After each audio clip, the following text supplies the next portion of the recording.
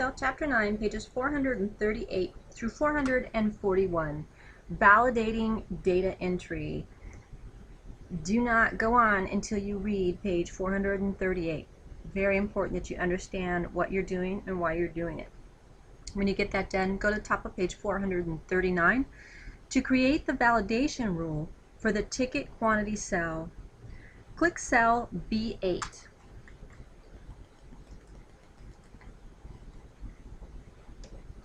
You'll enter a whole number validation rule for this cell. Alright, click on cell B8.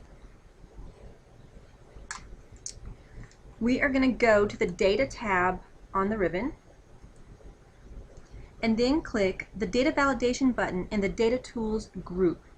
Data Tools group, Data Validation button.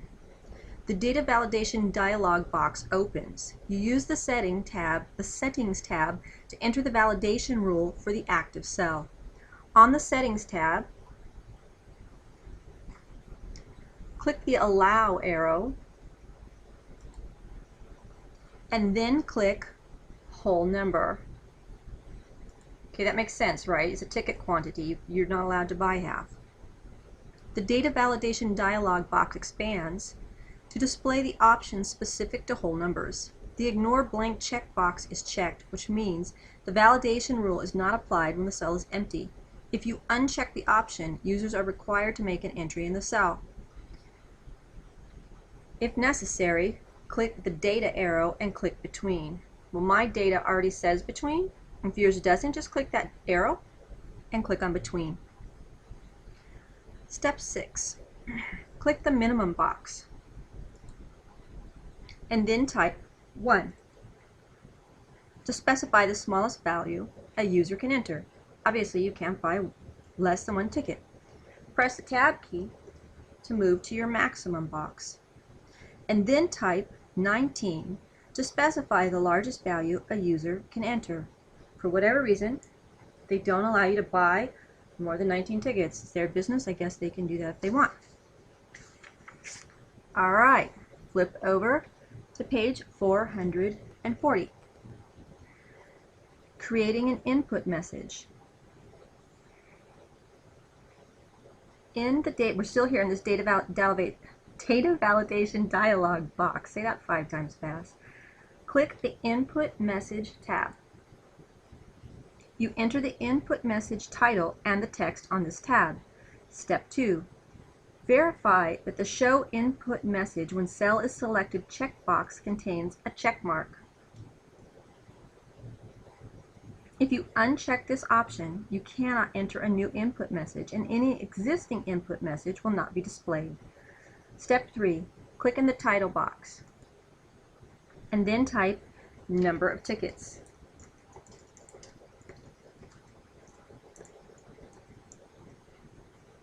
This title will appear in bold at the top of the screen tip, above the text of the input message. Step 4.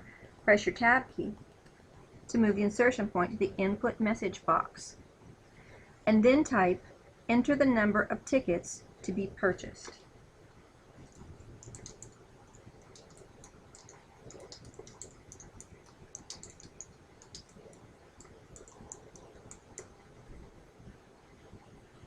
This text will appear in the screen tip when the cell becomes active.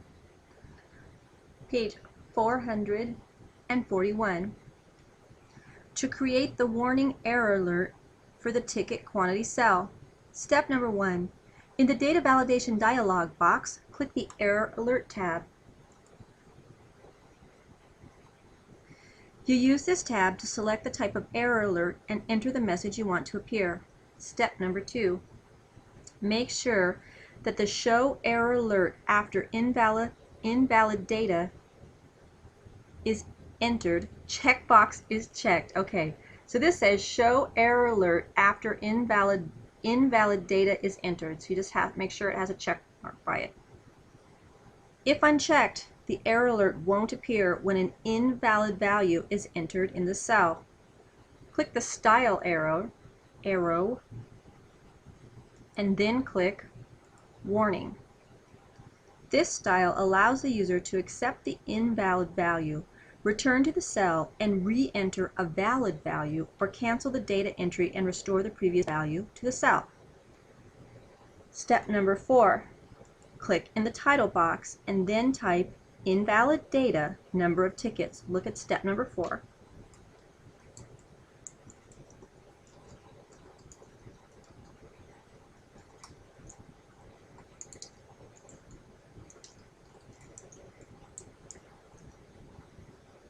This text will appear as the title of the error alert box. Press the Tab key. That moves the insertion point to the error message box, and then type this entire thing that's in step number 5 that I think is going to involve all of us pausing while we type in that whole sentence. When you have that whole error message typed in and you've checked all your spelling, go ahead and click OK. Reach up and click Save, and you're ready to go on to your next video.